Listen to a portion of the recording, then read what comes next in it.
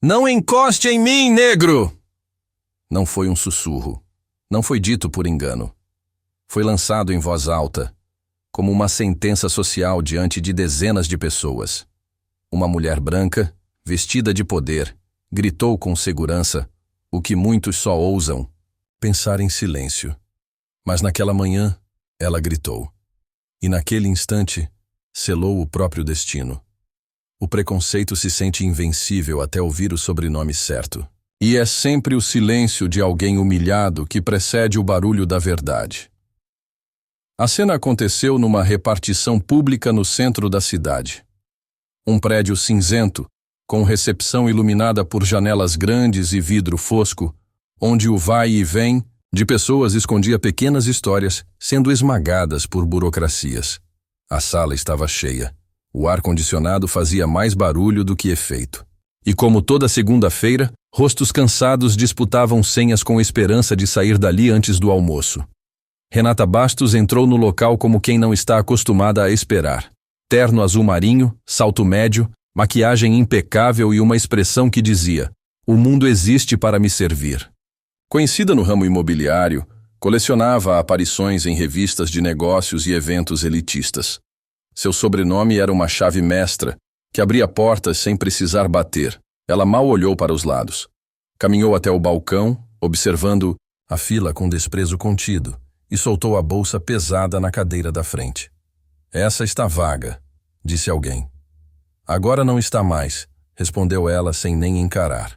Atrás do balcão, entre papéis e crachás, estava Gabriel Rocha, 22 anos, afrodescendente, pele escura como café forte, olhos atentos e um uniforme simples, mas bem passado. Filho de um juiz e de uma professora aposentada, era estagiário na secretaria para complementar a faculdade de Direito. Era o tipo de pessoa que preferia ouvir mais do que falar. Costumava manter a calma, até mesmo quando os olhares diziam coisas que as bocas não tinham coragem de verbalizar.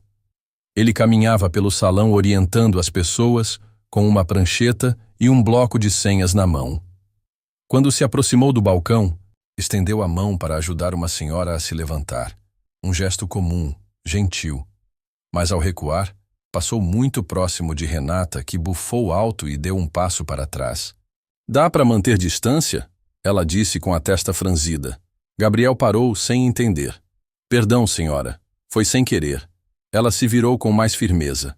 "Sem querer nada. Não encoste em mim, negro." O saguão congelou. Uma atendente deixou cair uma caneta.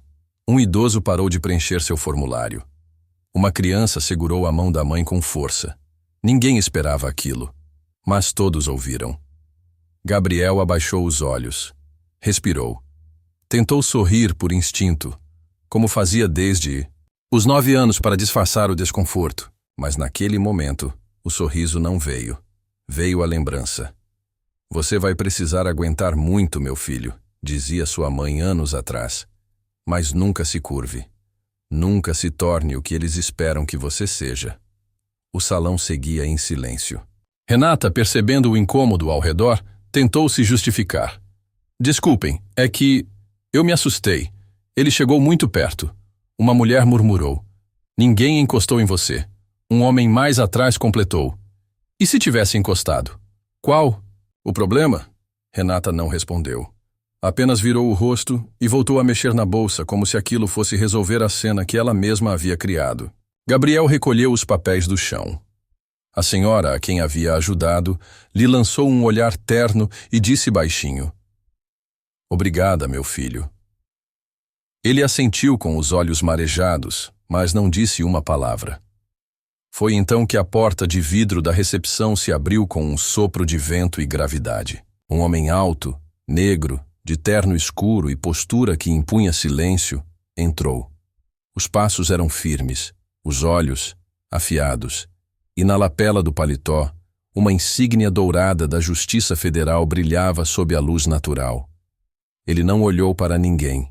Caminhou direto até Gabriel. "Filho, tá tudo bem?" Gabriel se virou devagar. "Pai?" "Eu vi tudo", disse o homem. "Mas queria saber até quando você deixaria isso acontecer em silêncio." Renata empalideceu. Doutor Vicente, Rocha, disse ela, quase engasgando.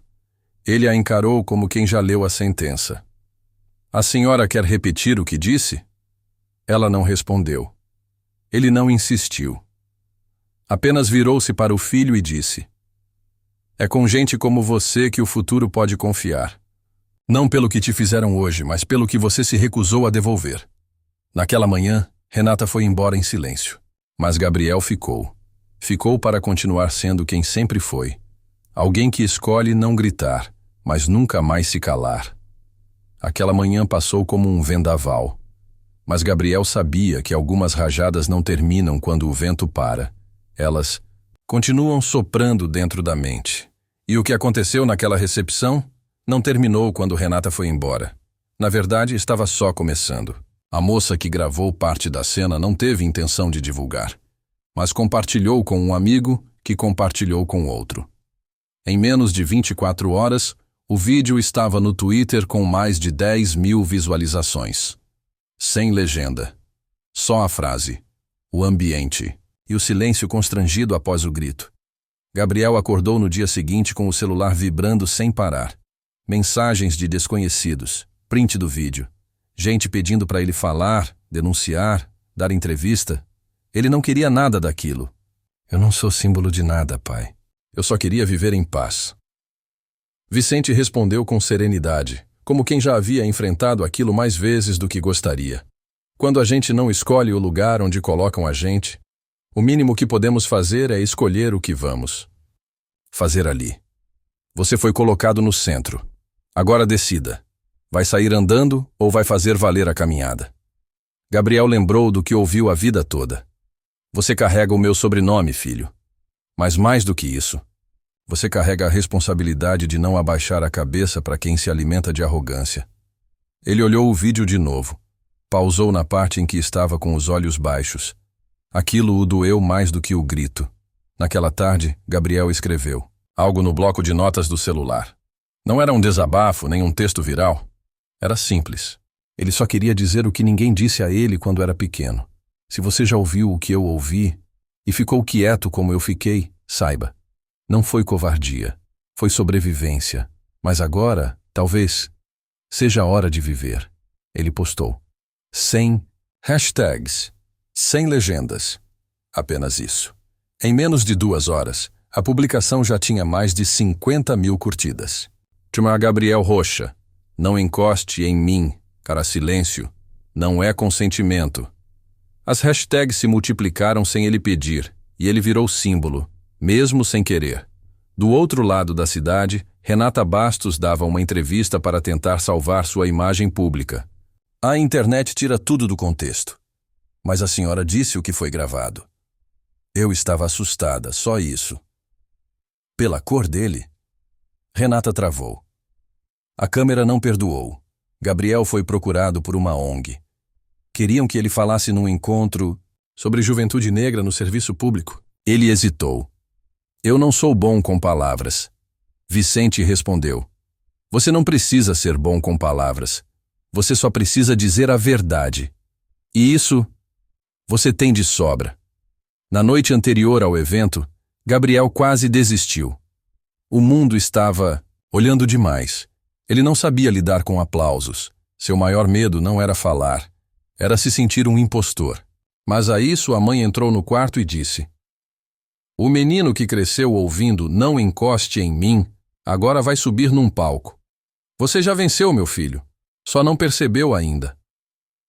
Na manhã seguinte, ele colocou a camisa branca mais simples que tinha, o tênis limpo, o crachá no bolso e um papel amassado com 3 frases anotadas. Ele não ia subir como estrela, ia subir como alguém que viveu aquilo.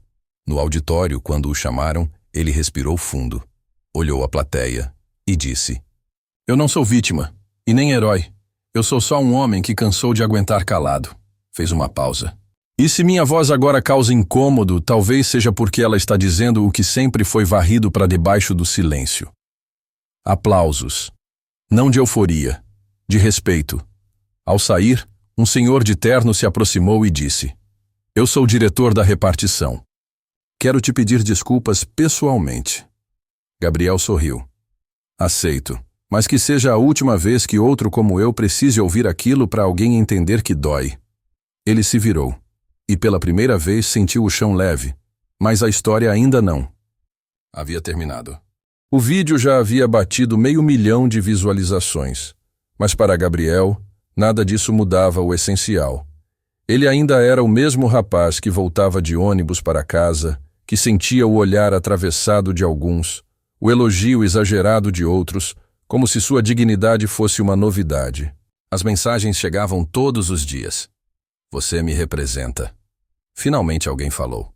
Obrigado por não se calar.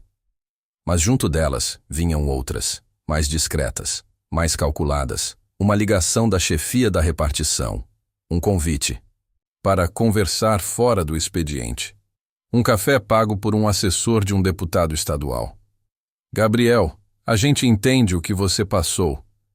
Mas será que não seria melhor deixar as coisas esfriarem? Por quê? A cidade é pequena, seu nome já circulou demais, as pessoas esquecem. Se você parar agora, pode até abrir portas futuras. O assessor abriu a pasta. Colocou uma proposta impressa. Bolsa integral numa pós-graduação. Estágio em Brasília. A gente banca tudo. Gabriel folheou o papel e sorriu. Só preciso parar de falar, né? Ninguém está dizendo isso. Mas está. Vicente ouviu tudo calado. Depois, disse. O mundo está cheio de homens que trocaram a voz por contratos. Gabriel perguntou. O que você faria? Eu sou juiz. Fui treinado para não falar mais do que o necessário. E isso é certo? Nem sempre. Por isso te admiro. 2 dias depois, Gabriel foi realocado dentro da repartição. Tiraram-no do balcão, colocaram-no num setor sem contato com o público. O coordenador disse, é temporário, só para organizar melhor os fluxos. Mas ele sabia. Estavam tentando silenciar sem parecer censura. E pior, colegas começaram a evitá-lo. Melhor não se envolver muito com ele. Esse negócio de mídia é fogo. Aos poucos, o respeito virou cautela. E a cautela, isolamento. Gabriel voltava para casa em silêncio, os olhos fixos no vidro do ônibus. O reflexo mostrava um rosto sério. Ele pensava, será que estou mesmo ajudando alguém? Ou só sendo usado e descartado como tantos outros?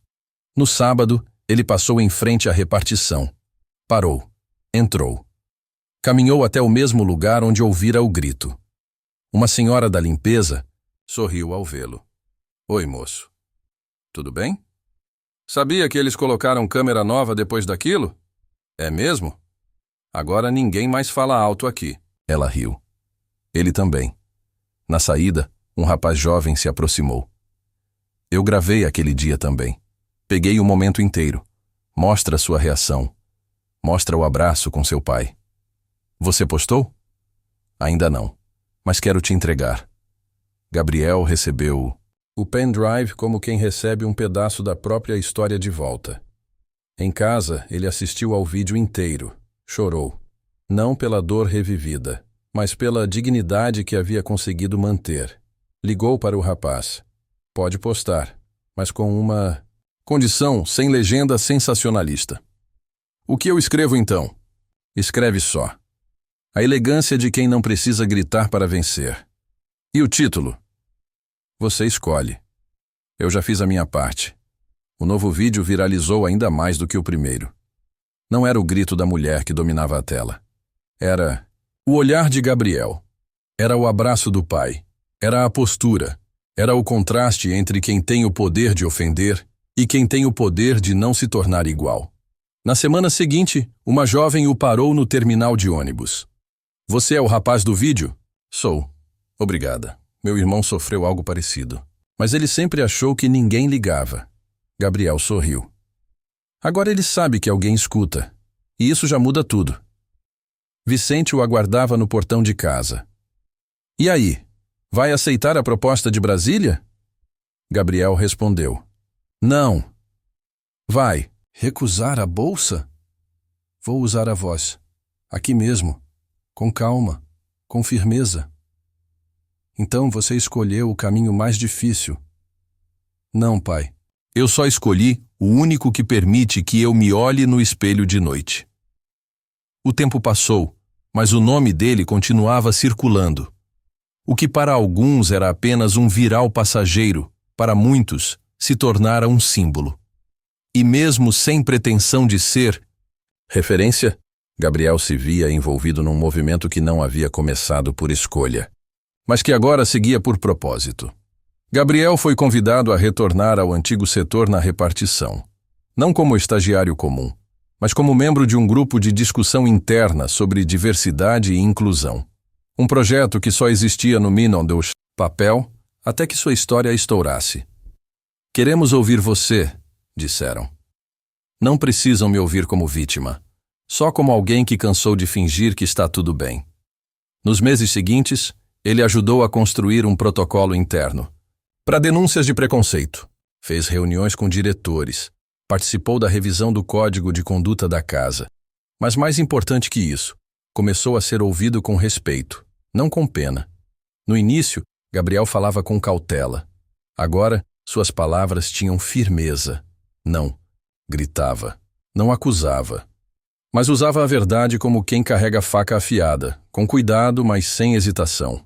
A maior covardia do racismo não é quando ele grita. É quando ele sussurra onde ninguém pode ouvir. Certa tarde, saindo de uma reunião, ele viu Renata na escada externa do prédio. Ela não o viu de primeira. Estava sentada no degrau, mexendo no celular. Quando o avistou, paralisou. Gabriel! Ele parou. Renata. Ela levantou devagar. Não havia arrogância, só desconforto. Eu sei que nada que eu diga vai apagar aquilo. Ele apenas respondeu. A questão nunca foi você. Foi o que sua frase representa. Ela olhou nos olhos. Dele. Eu perdi contratos. Fui afastada do conselho empresarial. Estou pagando um preço. Gabriel respondeu. Você ainda tem voz. Ainda tem privilégios. Talvez agora só esteja sentindo o peso que carregamos a vida inteira. Ela não retrucou. Você quer vingança? Ela perguntou. Não. Então o que você quer? Que a próxima vez que alguém tentar me diminuir, outra pessoa tenha coragem de dizer que isso está errado, antes que eu precise me defender. Renata abaixou os olhos. Eu não sou a mesma de antes. Eu também não. Gabriel desceu os degraus e saiu. Renata permaneceu sentada. Ao longe, duas pessoas observavam. Uma delas cochichou. Esse é o rapaz do vídeo. A outra respondeu. Não. Esse é o homem que calou o racismo com postura. Elas não sabiam que ele ouviu. Na mesma semana, a senhora que ele havia ajudado no balcão, a que ele entregou a senha, voltou à repartição. Meu neto. Agora quer estudar direito. Ele viu seu vídeo. Disse que quer ser juiz igual ao pai do rapaz que não abaixou a cabeça. Gabriel sorriu. Diz para ele que ser juiz é bom, mas ser justo é melhor. Com o tempo, mais vozes começaram a surgir. Relatos de outros jovens que sofreram situações parecidas. Casos que nunca foram ouvidos começaram a ser discutidos nas reuniões internas. E o melhor, sem espetáculo. Era conversa. Era mudança. Era crescimento real. Vicente, seu pai, assistia tudo em silêncio. Numa manhã, durante o café, ele disse: Sabe o que me orgulha mais em você? O quê? Não é o que você virou, é o que você se recusou a virar. Gabriel riu. E o que foi que eu recusei virar? Grito. Você virou ponte. Mas naquele mesmo dia, Gabriel recebeu uma ligação. Era de uma mulher com voz pausada, educada, formal. Senhor Gabriel Rocha, trabalho com registros internos da corregedoria. Sim, achamos algo relacionado à sua mãe biológica e ao processo de adoção. Silêncio. Senhor Gabriel, acho que o senhor não conhece a história inteira do seu nascimento. Sua mãe biológica, senhor Gabriel. A frase parecia ecoar no corredor do tempo. O telefone ainda estava em sua mão, mas a mente já estava em outro lugar, no vazio que sempre existiu nas lacunas do passado. A mulher do outro lado da linha funcionária da corregedoria, não dava muitos detalhes por telefone. Seria possível nos encontrar? Há documentos que não foram entregues no processo de adoção. Vicente, ao saber, não hesitou. Nós nunca escondemos nada. Isso não existia no processo original. Se há algo novo, é porque alguém escondeu. Gabriel ficou em silêncio. Não estava bravo. Estava inquieto. Por dentro, algo dizia: tem mais nessa história do que o mundo contou. Dias depois, ele foi até o arquivo da corregedoria acompanhado do pai. Uma sala fria, com armários metálicos, pastas antigas, cheiro de papel úmido. A funcionária entregou um envelope pardo. Esse dossiê apareceu após a digitalização de arquivos antigos do Hospital Público de Santana. Vicente abriu com cautela. Dentro havia uma certidão de nascimento antiga, um laudo de ocorrência e uma foto. Era uma mulher negra, com traços muito parecidos com os de Gabriel, segurando um bebê. Sua mãe biológica se chamava Helena dos Anjos, disse a funcionária. Ela morreu no parto? Perguntou Gabriel. A mulher hesitou. Não, senhor. Ela desapareceu. Como assim? Há registros de que ela foi internada por complicações pós-parto, mas nunca mais foi localizada nos sistemas oficiais. Vicente lia com olhos de quem já viu muitos casos se perderem em papéis falsos. Alguém apagou essa mulher da história, ele disse, quase num sussurro. Gabriel folheou os documentos e encontrou uma carta amarelada, escrita à mão, com uma caligrafia tremida. Se um dia meu filho puder saber a verdade, diga a ele que eu lutei, eu gritei, mas ninguém me ouviu. Não deixem que ele viva calado. Gabriel saiu da sala com os olhos cheios. Vicente colocou a mão em seu ombro. Não importa de onde você veio. O que importa é o que você está fazendo com o que herdou. Mas e se ela estiver viva? Então vamos procurar. E se não estiver, vamos honrá-la como alguém que tentou. Naquela noite, Gabriel entrou em seu quarto. Aquele mesmo quarto onde cresceu. Abriu a gaveta onde guardava cadernos antigos. Entre folhas rabiscadas, encontrou um desenho feito aos 7 anos. Ele, de mãos dadas com uma mulher negra. Ao lado, havia um sol desenhado com lápis laranja. Deitado na cama, ele murmurou: talvez tenha sido você. Era como se algo dentro dele dissesse: a sua força veio de antes do seu nome.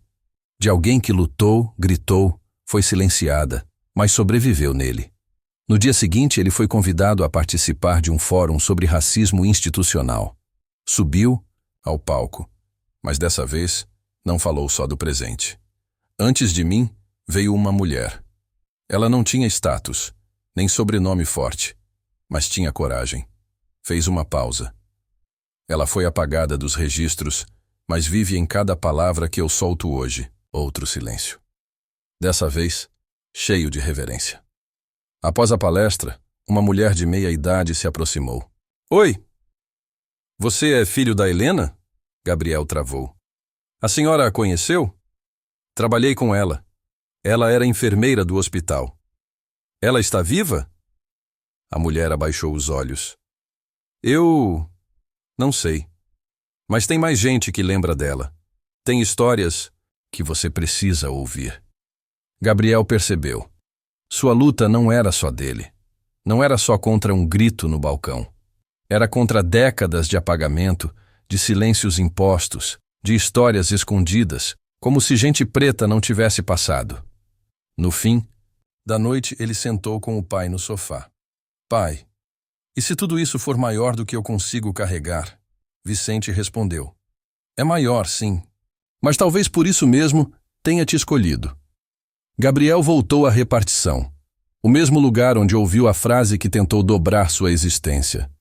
Mas agora, ele não voltava como estagiário, nem como símbolo.